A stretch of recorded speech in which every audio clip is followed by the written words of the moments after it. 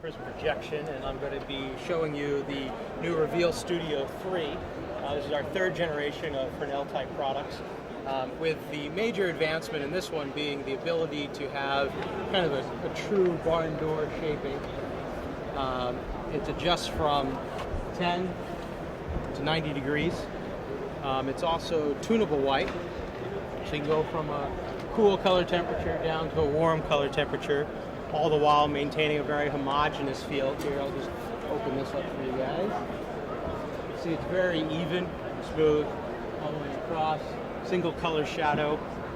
What we do is we actually implement a 4 primary system. We've actually developed 4 new types of phosphor.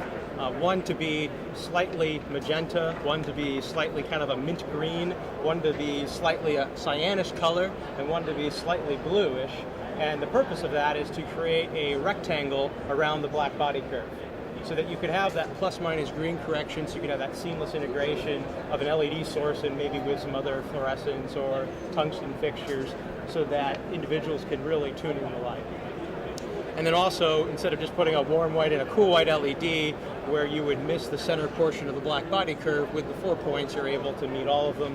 And then the third benefit is the CRI, because we're specifically moving those phosphors around, it really fills up the spectrum. So that's really kind of an enhancement to really, when you look at variable white type fixtures, it gets around some of the limitations of using just purely monochromatic LEDs, where you have some lumen limitations and some efficiency limitations, but takes all the advantages of having broad spectrum sources for good CRI, but also high brightness. And so we have seen this product replace 2Ks, and so quite a bit of light comes from this product. It's been currently used on quite a few shows. All of our products at Prism Projection include an optical sensor. The optical sensor mimics the human eye's response to color. It's a tri-stimulus sensor. And we're constantly monitoring the LED array and correcting for degradation that's bound to occur. LEDs are like snowflakes that are all unique and different. And so the idea is if you have 100 of these fixtures or 10 of these fixtures, that they match seamlessly. And also when someone says, add me 1 stop of green or something like that, it actually means something. It's not some arbitrary number and you're individually tuning every light. There's some consistency. Or they can save settings and maybe be on a different set and be able to have that same ability. The fixture has a lot of the standard features, ArtNet, DMX, pass-through. This version here, this is actually a newer one of the SF3, older one of the SF3, sorry. Newer one actually has PowerCon pass-through as well. Also has standalone menu control. It has a knob up here that can be mapped to various functions. It could be mapped to intensity, it could be mapped to color temperature, or it could be mapped to plus minus green. You can select that through the menu.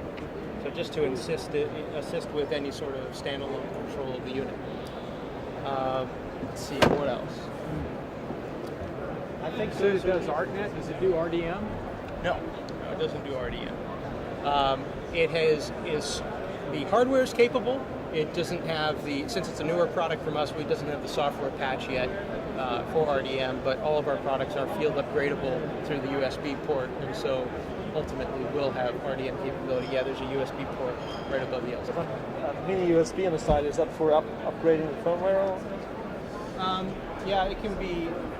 This one actually is for downloading, like a show or something to it, so you can put in kind of like a show file into it, and that's into the fixture, yeah. So that's standard for a lot of the studio products. The back one is meant for software update. Can you show us Fade to Black? Sure. A lot of times this is best done with somebody else's, somebody doing it themselves. Let's see if I can do it here.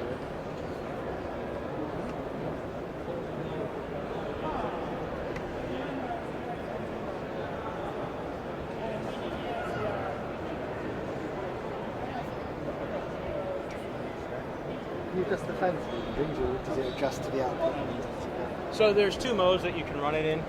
You can run it in fixed fan mode, which is about this noise level here because it's been running all day, which is at a level that should handle any sort of LED load, and then there's variable mode where it will ramp up and down, kind of depending on what your preference is for fan noise. What's the maximum what number you can run in a load if your data training through? As far as power-wise? Yeah. Well, this that's an important point here. This unit, the SF3s consume about 180 watts, put out over 9,700 lumens, so quite energy efficient. And so, depending on what your amp circuit is, it's 180 watts. The PowerCon, it's the PowerCon 1. It's limited to 20 amps. So.